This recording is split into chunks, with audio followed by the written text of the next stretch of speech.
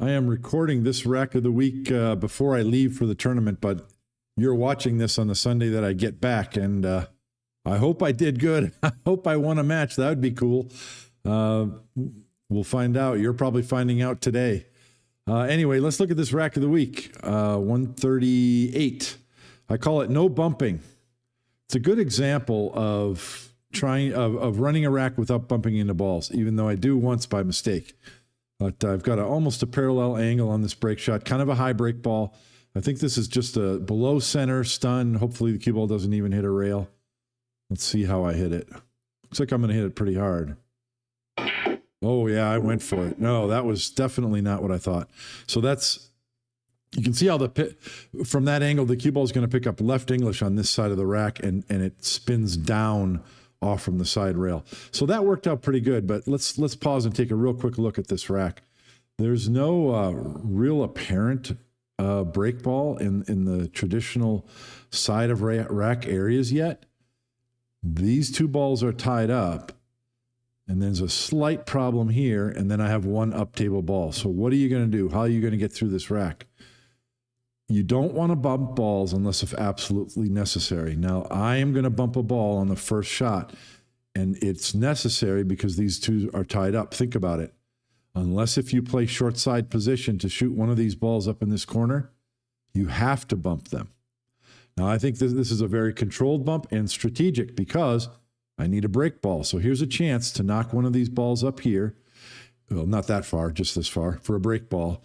And I think I can get the cue ball to hit the 1 and come over here for the 7 ball. So let's see if that happens. I already know it does. Looks like a little bit of inside English to make sure I come off the edge of that 1 ball. That's pretty good. Okay. I don't remember exactly how it, yeah, so I'm looking at, is the 1 ball a good break shot? Yes, it is. It's a little bit high, but it's workable. And I only watched this once a little while ago. The 1 ball is a little bit high, but I might use it for a break shot like this. But where's my key ball? Where's my K2? I'm not sure what I do yet. And I don't think I have a specific plan for a key ball yet because this problem has to be dealt with. And so what I'm looking at, and I think I break with something else because now that I think about it, I use the 1 ball to deal with this. What I'm looking at is these 2 balls, the 6 and 11, I believe that is. They both go in this corner after the 2 ball's gone. So your focus now is 2 ball. Get rid of the 2 ball. Then I'll be able to play short side position on these 2 balls, and I'll be able to clear this rack without bumping a ball. So that's how the way I'm approaching this. So at first, my first glance, what I just looked at was, can I shoot the 7, come up here to have a shot on the 4 or the 2, and bump the 11 over into break ball position. And then the other ball that I don't use will be my insurance back here, or possibly this ball or the 1 ball up table somehow. So that's what I'm looking at right now. And I'm asking, I don't have that position yet. If I shoot this 4, I'm going to go past the 11. I really can't get to it. So that's what I'm trying to do here, I believe. I need to use the bridge. See if I can get just the right angle. Oh, no, I didn't. I gave up on that for some reason. Not sure why.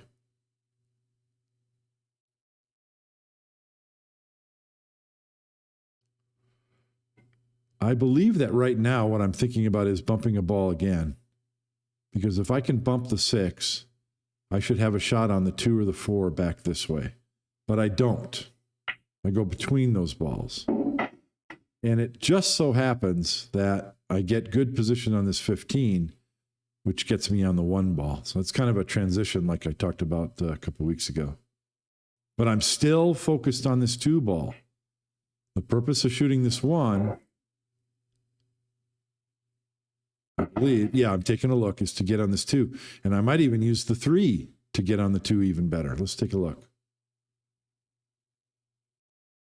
But you notice, all of this is, I'm figuring out a way to weave the cue ball in and around these balls without touching another ball. Now here is I'm playing position for the 3, and I want to come around the 3. So I messed that up. I'm trying to come around it.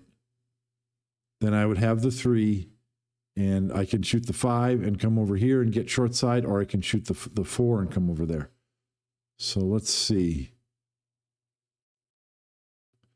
Okay, so, and I'm pretty much ignoring this up table ball. All I'm doing is stunning forward to give myself this angle on this 3, because from there, I can come over here. See where I'm looking? Short side. That's what the 2 ball and getting short side on these is what has been on my mind from the beginning of the rack. That's how you approach a rack. You want to, sometimes it doesn't work out and you got to bump balls. Now, I didn't come as far, but you want to try and get through without bumping any balls. But I've got an angle on the 6 to simply come around, and now I can shoot this ball into the corner pocket.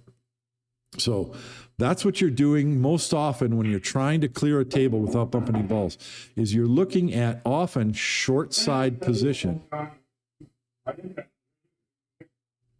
you hear what I just said? I said, boy, I wish the 8 ball was gone. If the 8 ball was gone, I have a triangle end pattern. Shoot the 11, then the 10, then the 14, and I'm on my break shot. See that? That's pretty cool. But I've got to use the 10. And so at this point, you have a decision. Do you want to shoot a ball? Like, for example, I could shoot the 11 and just slide straight up here. Do I want to come up and get the 8, then come down and use the remaining 2 to get on the break shot, which is going to be this 8 ball? It's pretty low, but I can hit the corner of the rack from there. Or do I want to go ahead and clear these 3 and just use the 8 ball? There's either angle that you get on the 8 is going to work, assuming that you do get an angle. So if I have this angle, you can go like this to get on the break ball. If you have this angle, you can just bounce 1 rail and get on the break ball.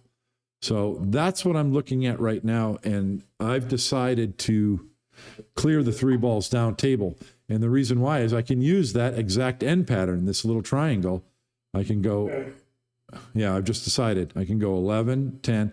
This time I'm going to get kind of low. I want to get below the shot line to this ball in the side pocket, because then my cue ball naturally just goes right up there for the 8 ball. So that's why here I go to the rail with some inside English. Here's the shot line for the 14. I want to get below that. Okay. And if I come too far, I can, if I come, let's say the cue ball comes down here, I can either shoot it straight in the corner, or I can come over here and play short side on the 8. So that's why you want to get on the right side of the ball. Anyway, I've decided to go past the shot line to the 8. That's the simplest positional route. And then I just have 1 rail, and let's see, there's, okay, right there. Right there's where I want to get the cue ball. Let's see how I do. But natural position is what you want, and this is the most natural. So I got through that rack without bumping a ball, except for the one that I bunched. I bumped 1 on purpose, and then I bumped 1 unintentionally.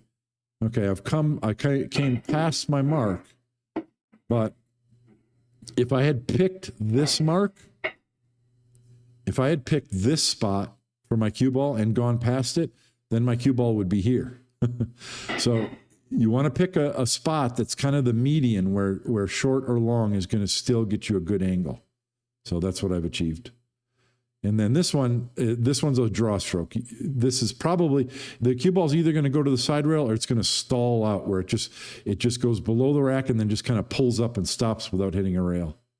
Full draw stroke, medium. Well, take that back. I would have shot that with a draw stroke, but I went forward. That was high right. I guess yeah. You hear what I just said? I thought I was hitting it. I guess I was hitting that corner ball thinner, which means I wanted high right English because I want the cue ball to come back up into these. And it didn't. It missed them and came up table. But it still worked out great. Got, 8 balls open from the rack, so great opportunity to keep going. So that was just one example of don't bump the balls unless you absolutely have to. I bumped that 3 ball over here, and that was almost a disaster, so you got to be real careful. Try and pick them apart. Look for short side position. Try to clear your open racks without bumping balls if you can. Hope you like that. See you next week on Rack of the Week. Bye.